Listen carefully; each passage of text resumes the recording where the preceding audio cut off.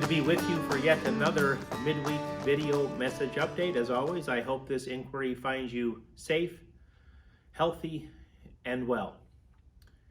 Well, at the recording of this message, we are exactly 1 week away from election time, Tuesday, November 3rd, 2020, at which time we will elect many governmental leaders, including our next 4-year term president.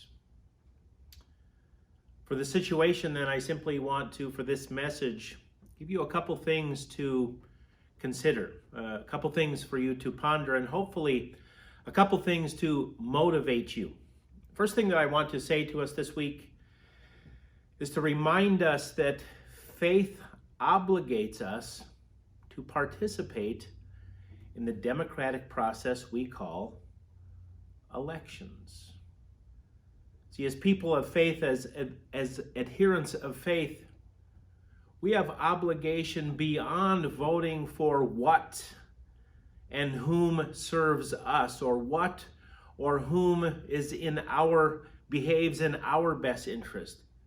As faith adherents, we don't get to vote for what we want or what makes our lives easier and better, but rather I want to remind us that faith obligates us to vote for the well-being of others, for our neighbor, for the community, that we all thrive as one body of Christ. So as you go about casting your ballots for president on down the ballot, for legislators, for congresspeople, for local officials, remember to vote for the kingdom.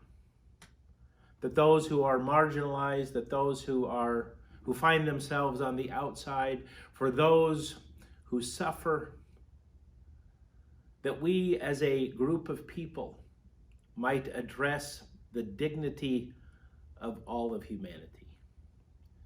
The second thing that I want to remind us about our faith obligation is simply to provide some perspective for those moments in the aftermath of the election. So next Tuesday night, or perhaps in the hours shortly following that, we will have identified who it is that those next leaders are. For some of us, it will be a time of celebration. For some of us, it will be a time of bemoaning and lament. So regardless of what side of the fence you find yourself on, whether you are celebrating or bemoaning, whether you are happy and pleased or not, I want to provide a perspective that no matter what, God is active and present and working things out for God's kingdom, despite us, sometimes partnering with us, and sometimes moving ahead against our better judgments. I want to remind us of Jesus' trial before Pilate. And now, to paraphrase,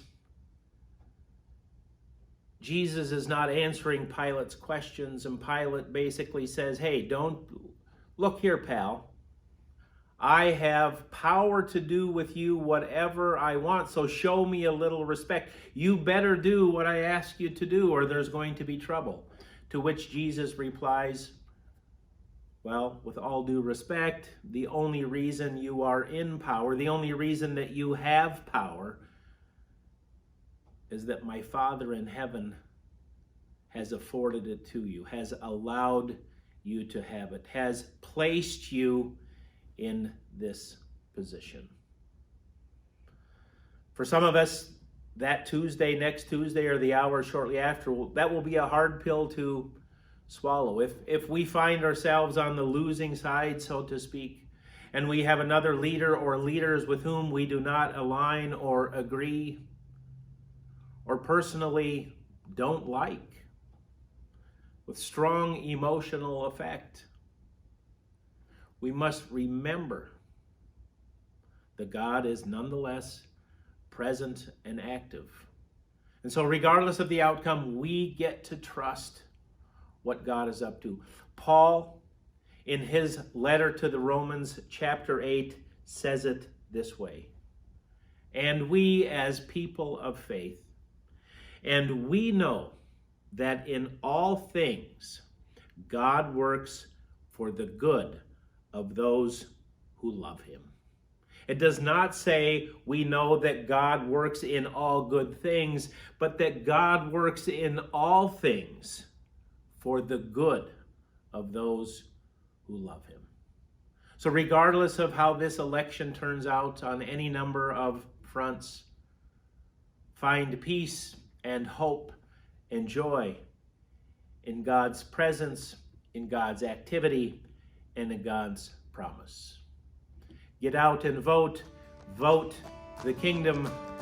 Be at peace that God is redeeming this entire mess. Be well, be safe. God loves you, and so do I.